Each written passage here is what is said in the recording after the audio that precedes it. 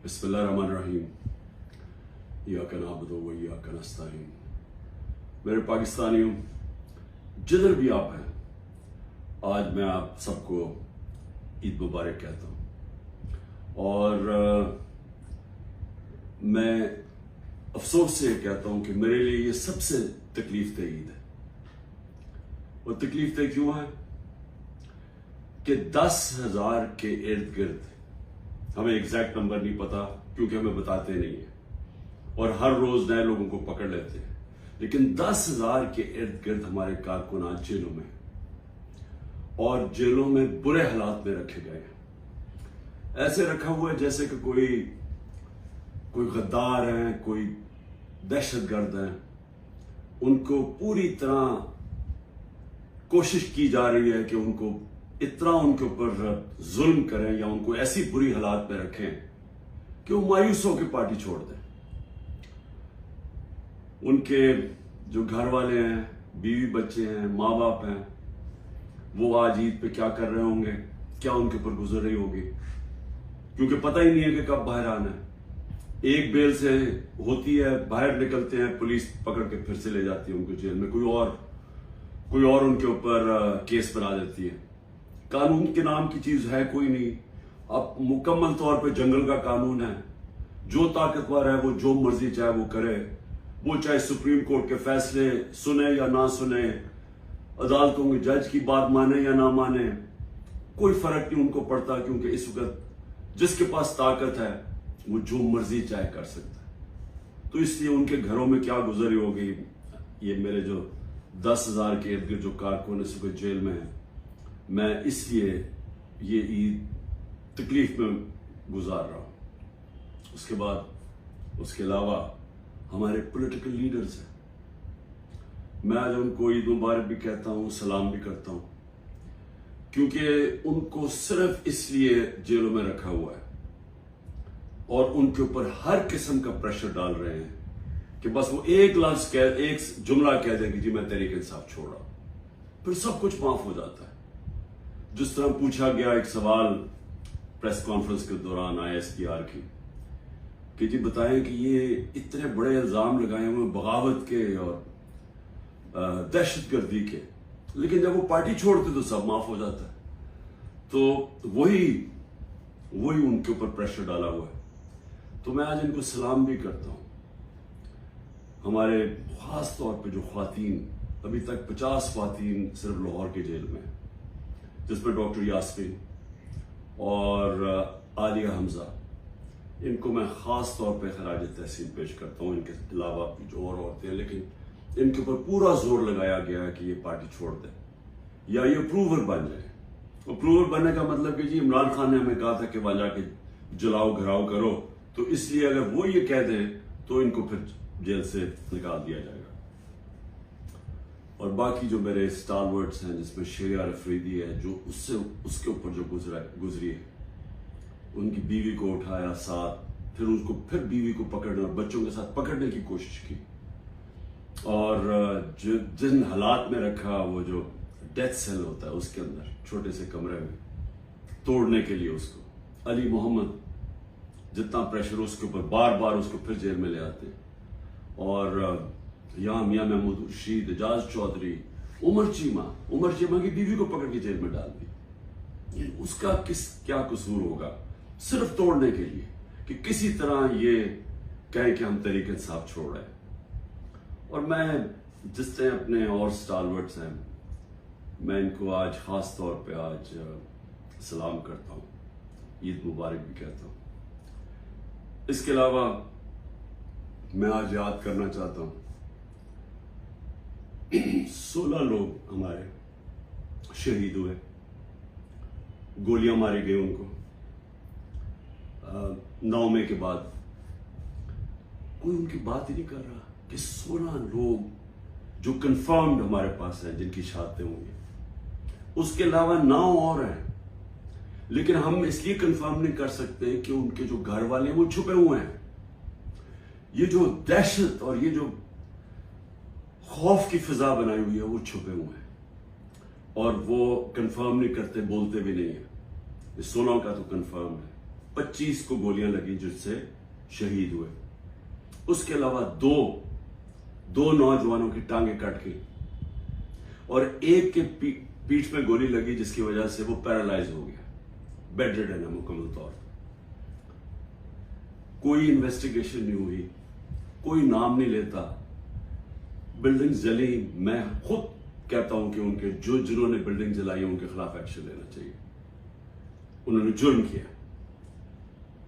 लेकिन कोई बात करेगा कि कौन से मुल्क के अंदर आप 25 लोगों को गोलियां मार दे, 50 और को गोलियां लगी, 50 को और गोलियां लगी, लेकिन आप 25 लोगों को कत्ल कर दें और एक के पास फायर आर्म ना हो। चले या तो होना कि किसी पुलिस वालों को गोलियां लगी, किसी को गोली नहीं लगी, क्योंकि जब बगावत होती है तो वो हाथों से नहीं बगावत होती। बगावत जब होती है तो वो हथियार होते हैं आपके पास। ये कैसी बगावत है कि किसी के पास हथियार ही नहीं थे? कभी कोई फौज के खिलाफ बगावत कर सकता है हाथों के साथ? उनके पास बंदूकें हैं। हमारी माशाल्लाह दुनिया की तकड़ी तरीन फौज है, तो उस क्या हमने बगावत करनी थी? ये इन लोगों को नहाते लोगों ने जाके फौज पे चढ़ाई कर देनी थी। पुरअमन एहतजाज करना जो हमारा हक है, आइन। कोई पाकिस्तान का ऐसा इलाका नहीं जिधर हमें इजाजत नहीं है पुरअमन एहतजाज करने की। बरतानिया के अंदर जो सबसे उनकी मुकद्दस जगह है उनका प्राइम मिनिस्टर का हाउस है 10 डाउनिंग स्ट्रीट। हर दूसरे दिन वहां एहतजाज हो रहा होता है पुरअमन। ये तो जमहूरियत के अंदर होता है। तो यहां तो ऐसे बना दिया कि पुरअमन एहतजाज भी जो भी वो मिल गया कि कंटोनमेंट के अंदर वो सारे दहशतगर्द हैं, बगावत कर रहे थे। लेकिन किसी ने अभी तक नहीं, 40 दिन हो गए हैं, ये नहीं पूछा कि ये भी पाकिस्तानी थे। ये जो 25 लोग हैं जिनकी 16 की कंफर्म्ड शहादतें हैं, कोई पूछा नहीं। जो बेचारे 2 लोगों की जिंदगियां जाया हो गई, उनकी टांगें चली गई, एक जो पैरालाइज हो गया, बिस्तर में हो गया, किसी ने नहीं पूछा कि इनका कसूर क्या था। अगर ये पुरअमन एहतजाज कर रहे थे तो कैसे गोलियां मारी इनको? क्या किसी के पास कोई हथियार थे? किसी के पास हथियार नहीं थे। और ये अलमिया है हमारा कि ताकतवर जो फैसला करता है वही होता है। ताकतवर ने फैसला किया कि जनाब ये बगावत इन्होंने किया है, इनको मारो। किसी ने नहीं पूछा कि एक मुहज्जम माशरे में क्या दूसरे को भी वक्त मिलता है अपनी सफाई पेश करने का? फिर सहाफियों से जो हो रहा है, इमरान रियाज गायब है, अभी तक कोई पता नहीं किधर है। 40 दिन हो गए, उनके घर में बच्चे हैं, बीवी है। वो क्या उसका क्या जुर्म था? क्या उसने भी बगावत की थी? क्या वो अपना मौकफ ही पेश कर रहा था ना? तो कौन सी जमहूरियत में इसकी इजाजत नहीं है? 4 बड़े बड़े सहाफी मुल्क छोड़ के बाहर चले गए। एक ने अभी ऐलान किया है, पुराना 50 साल पुराना सहाफत करता है कि जी मैं अब सियासत में बात ही नहीं करूंगा। तो ये क्यों इतना खौफ है? क्यों इतना खौफ है कि दूसरा मौकफ ना पेश हो जाए? क्यों मीडिया के ऊपर पूरा कंट्रोल कर लिया है कि सारे मीडिया का मुंह बंद कर दिया जाए और सिर्फ जो सरकारी वर्जन है वो सिर्फ मीडिया पे आए? क्यों डर है? अगर आप सच और हक पे खड़े हैं तो बोलने दो दूसरों को, आप साबित करें। ये जो सारे हरबे इस्तेमाल किए जा रहे हैं, इसका सिर्फ एक मकसद है, तहरीक-ए-इंसाफ को खत्म करना, मुल्क की सबसे बड़ी जमात को तोड़ना। डरे हुए इलेक्शन से, और ये कब से शुरू हुआ है? ये जब से रिजीम चेंज हुई है तब से ये प्लान बना हुआ है कि इमरान खान को जिन्होंने हटाया उन्होंने अब दोबारा वापस नहीं आने देना। और उधर से देख लें 25 मई को जो उन्होंने किया, कभी पाकिस्तान की तारीख में नहीं हुआ। अंदर फैसले, बंद कमरों में फैसले हो जी, तो मम्मी डैडी हैं, ये तो जी बगल क्राउड है, इनको एक तो आप फेंटा लगाएंगे और ये जो करेंगे तो ये चुप करके पीछे हट जाएंगे। वो नहीं हुआ। 30 बाय इलेक्शन जीत गया 37 में से। उसके बाद मुझे कत्ल करने की कोशिश की। सब एक ही कड़ी का हिस्सा था कि इमरान खान को अब नहीं आने देना। कत्ल करने की कोशिश की, अल्लाह ने बचा लिया। उसके बाद जैसे ही मैं बाहर निकला, अभी ठीक ही हुआ था, 3 महीने तो मुझे ठीक होने में लगे। उसके बाद जब मैं ठीक हो रहा था हुआ घर पे हमला कर दिया, 24 घंटे घर पे अटैक किया रेंजर्स और पुलिस ने। उसके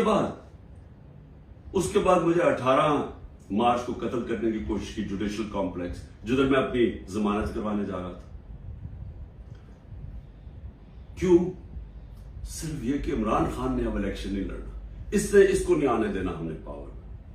फिर ये जो हुआ है 9 मई को, अब ये 9 मई की मैं फिर से कहता रहता हूं, इन्वेस्टिगेशन तो हो। मैं ये कहता हूं कि चले मिलिट्री कोर्ट्स कर दे, चले इमरान खान को आप ये इन अदालतों में नहीं, मिलिट्री कोर्ट्स में ले, लेकिन उस मिलिट्री कोर्ट के अंदर मुझे मौका मिले, टेलीवाइज हो, सबको पता चले, मुझे अपना मौकफ पेश करने का वक्त दिया जाए। आप अपना मौकफ दे, मैं अपना मौकफ देता। क्योंकि क्या हम सच और हक चाहते हैं कि पाकिस्तान में ऐसी चीजें आगे से ना हो, या सिर्फ और सिर्फ मकसद ये है कि किसी ना किसी तरह तहरीक इंसाफ को खत्म करें? इस ईद के ऊपर जितनी मैंने पाकिस्तान में मायूसी देखी है, मैंने अपनी जिंदगी में नहीं देखी। और इसकी वजह क्या है? एक तो माशी हालात है। 14 महीने के अंदर 6% जब मुल्क बढ़ रहा था, उसकी दौलत में इजाफा हो रहा था, वो आके 0 पे आ गया। इंडस्ट्री बंद हो गया, बेरोजगारी है, 38% महंगाई है, जो पाकिस्तान की तारीख में सबसे ज्यादा है। जब दुनिया के अंदर कीमतें 35% नीचे चले गए हैं, जिसकी वजह से हुई थी, जो तेल की कीमतें, कमोडिटी, घी, ये सब 35% नीचे चला गया। और हमारे मुल्क में तारीखी इन्फ्लेशन हम जब छोड़ के गए थे 12% थी। तो मायूसी है, तो माशी हालात ऐसे। लेकिन असल मायूसी की वजह क्या है कि दुबई में जो इस मुल्क के नामवर बड़े बड़े डाकू हैं, वो सारे मिलकर दुबई बैठे हुए हैं और फैसला कर रहे हैं पाकिस्तान के मुस्तकबिल का। ये है मायूसी। ये वो लोग हैं जिन्होंने 25 साल एक दूसरे की करप्शन कौम को बताई। ये 90 की दिहाई में 2 दफा करप्शन में गवर्नमेंट्स गई और एस्टेब्लिशमेंट ने इनको गिरवाया, क्योंकि इनकी ये करप्शन कर रहे थे। इनकी करप्शन के चर्चे पहली दफा है, सरे माल पता चला। फिर ये हुदैबा पेपर मिल के अंदर आया कि शरीफ खानदान कैसा पैसे मुल्क से बाहर निकाल रहे थे। दोनों मुल्क से पैसा चोरी करके बाहर लगा रहे थे, ये इल्जाम थे इन पे।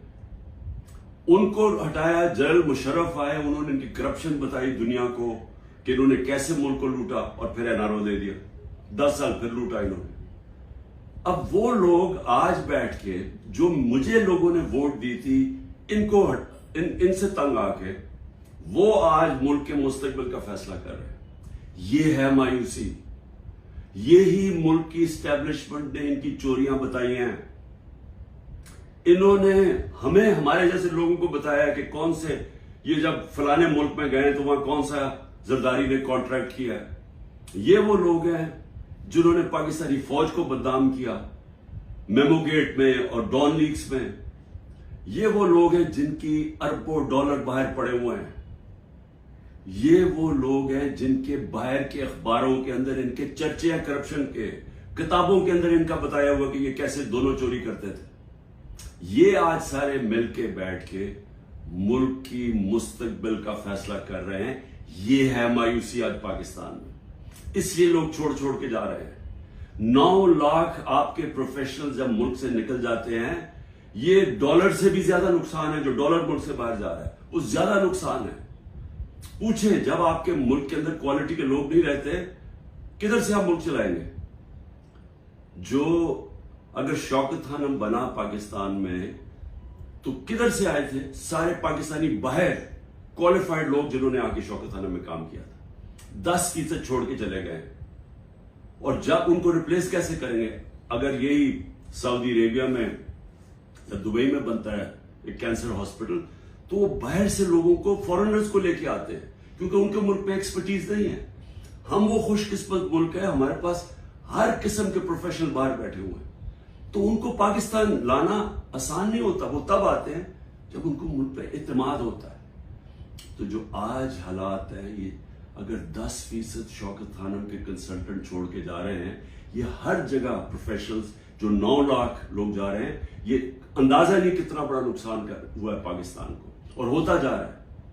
उसके अलावा मायूसी ये है कि हिंदुस्तान का जो अमेरिका के साथ मुआहदा हुआ है, अगर ये जो हमारे यहाँ इस वक्त ज़हन बैठे हुए हैं, इनको अगर फुर्सत मिले कि तहरीक इंसाफ को कैसे खत्म करना, और सारी एजेंसीज लगी हुई हैं, मुल्क के सारे इदारे लगे हुए उसको खत्म करने के लिए, अगर आपको फुर्सत मिले तो आपके खतरे की घंटी बजनी चाहिए, क्योंकि बहुत बड़ा हिंदुस्तान के ज़हन में अब इम्बैलेंस हो गया है। वो हमारे से अपने आप को बहुत ज्यादा ताकतवर समझते हैं, और अगर हमारे रिजर्व 4 अरब डॉलर से भी कम है तो उनके कोई 500-600 अरब डॉलर्स के रिजर्व पड़े हुए हैं। उनके टेक्नोलॉजी के अंदर वो बड़ी तेजी से आगे जा रहे हैं, और उन्होंने जो कॉन्ट्रैक्ट कर लिए टेक्नोलॉजी में, न्यूक्लियर प्रोग्राम में, सोच लें कि आगे वो किधर जा रहा है और हम किधर फंसे हुए हैं। हम फंसे हुए हैं कि एक पार्टी को इंजीनियर करके तो एक पॉलिटिकल इंजीनियरिंग हो जाए, खिचड़ी पक जाए, इस पार्टी को इतनी वोट, इसको इतनी दे, इसको दे, ताकि वो सारे कंट्रोल हो जाए और ऊपर बादशाह सलामत को कंट्रोल कर सके। ये गेम चल रही है। मुल्क को कमजोर कर, इससे मुल्क और मजीद कमजोर होगा, और वो आगे बढ़ रहे हैं और ये समझ नहीं है कि जब एक इम्बैलेंस हो जाता है तो खतरा होता है मुल्क को। क्योंकि अगर रूस ने अटैक किया यूक्रेन को तो वो समझे वो यूक्रेन से बहुत ज्यादा ताकतवर है। हमेशा याद रखें, कभी अटैक नहीं किया जाता उस मुल्क को जो वो समझे कि हमारे बराबर के हैं या हमारा मुकाबला कर सकते हैं।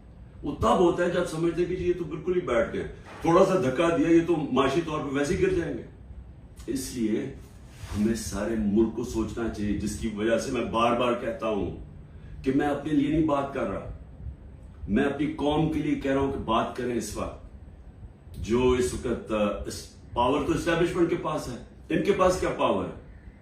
इनसे बात करने का क्या फायदा है? बात तो उससे की जाती है जो पावर लेके बैठे हुए हैं। बात इसलिए करें अपने मुल्क के लिए। हम बड़ी तेजी से नीचे जा रहे हैं। ये जो प्लान बना रहे हैं ना कि माशी आ जाएगी तो उधर से पैसा आ जाएगा, कहीं से मुल्क अपने जब तक मुल्क में स्टेबिलिटी नहीं आती, इस्तेकाम नहीं आता, पॉलिटिक्स स्टेडी नहीं होती, तो उसके अंदर तो कोई माशियत ऊपर जा ही नहीं सकती। तो इसलिए ईद के दिन मैं फिर से कह रहा हूं कि जिधर हम खड़े हुए हैं, ये जो प्रोग्राम बन रहे हैं, जो दुबई में जाके ये सारे मनी लॉन्ड्रर्स, एक दूसरे को ये मनी लॉन्ड्रर्स कहते थे, इनके ऊपर सारे मनी लॉन्ड्रिंग के चार्जेस हैं। 30 साल से मनी लॉन्ड्रिंग कर रहे हैं। हुदैबा पेपर मिल मनी लॉन्ड्रिंग पर एवन फील्ड्स के अपार्टमेंट्स इन्होंने खरीदे हैं। दूसरा जो जरदारी है उससे जो वो खरीदा है सरे महल, और उसके अलावा जो उनकी बाहर प्रॉपर्टीज है, वो हमें पूरी ब्रीफिंग दी गई है इस चीज की। ये सारे पैसे यहां से चोरी होकर बाहर गए हैं। वो मुल्क क्या फैसले करेंगे, और उनके साथ एस्टैब्लिशमेंट खड़ी है। और फिर वो कहते हैं कि जी ये देखिए सोशल मीडिया में क्या, सोशल मीडिया अवाम की आवाज है, कोई किसी को जलील नहीं कर सकता। यह जिल्लत अल्लाह की तरफ से आती है, यह हमारा ईमान है। कितनी कोशिश की है इमरान खान को और पीटीआई को जलील करने की, जरा करें ना आज इलेक्शन। मैं चैलेंज करता हूं कि सारी इनको एम्पायर इनको दे दें, इलेक्शन करवा दें। क्यों डर रहे हैं इलेक्शन से? क्योंकि आप जो मर्जी कर लें, जब अवाम के दिलों में एक नजरिया आ जाता है, आइडिया आ जाता है, आप उसको शिकस्त नहीं दे सकते। अंग्रेजी का मुहावरा है, no force can defeat an idea whose time has come. जब एक नजरिया आ जाता है उसको आप शिकस्त नहीं दे सकते। आप डंडे मार के, ये भेड़ बकरियां नहीं है कि डंडे मारेंगे, ये मारेंगे, जुल्म करेंगे तो जी एकदम ये चुप करके भेड़ों की तरह आराम से लाइन में लग जाएंगे। ये इंसान है, इंसान फैसला कर बैठे। जब भी इलेक्शन होगा, मेरा चैलेंज है तहरीक इंसाफ जीतेगी। और मैं कौम को कहना चाहता हूं कि ये जो जुल्म हो रहा है इस वक्त, अपने ज़हन में एक चीज तैयार कर लें कि कभी आपने खौफ और जुल्म की गुलामी नहीं करनी। मेरी नजर में ये शिर्क है। मैं हर कुर्बानी के लिए तैयार हूं। मैं कभी तस्लीम नहीं करूंगा ये जो पूरी खिचड़ी पक रही है और हमें समझ रहे हैं कि ये खौफ दिला के, जेल में डाल के, या ये जो मेरे घर वालों के ऊपर, बीवी के ऊपर, बहनों के ऊपर, रिश्तेदारों के ऊपर जो कर रहे हैं, अगर इनका ख्याल है कि इसकी वजह से मैं पीछे हट जाऊंगा या हाथ खड़े कर दूंगा, इस गलत, क्योंकि मैं इसको शिर्क समझता हूं। ला इलाहा इल्लल्लाह का मतलब अल्लाह ने हमें इंसान की गुलामी से आजाद किया है। अल्लाह ने हमें अपने जमीर के मुताबिक कहा कि स्टैंड लो, तो मैं कभी ये तस्लीम नहीं करूंगा। और मैं कौम को भी कहता, आपने कभी ये जो कोशिश हो रही है कि सारों को डरा धमका के सब डर जाएं और हम ये जो खिचड़ी वाला सेटअप लेके आ रहे हैं हमें कंट्रोल करने के लिए, मीडिया को सबको कंट्रोल करने के लिए, जो मुंह खोले उसको पकड़े जेल में डाल दो या वो वी को डाला पहुंच जाए घर में और इससे हम चुप करके बैठ जाएंगे। मैं अपनी कौम को कहना चाहता हूं, आपको भी, मैं भी तैयार हूं हर कुर्बानी के लिए, आपको भी तैयार होना चाहिए अगर आप इस मुल्क के मुस्तकबिल को रोशन देखना चाहते हैं। गुलामों की कोई जिंदगी नहीं है, मेरी नजर में गुलामी से बेहतर मौत है। पाकिस्तान जिंदाबाद।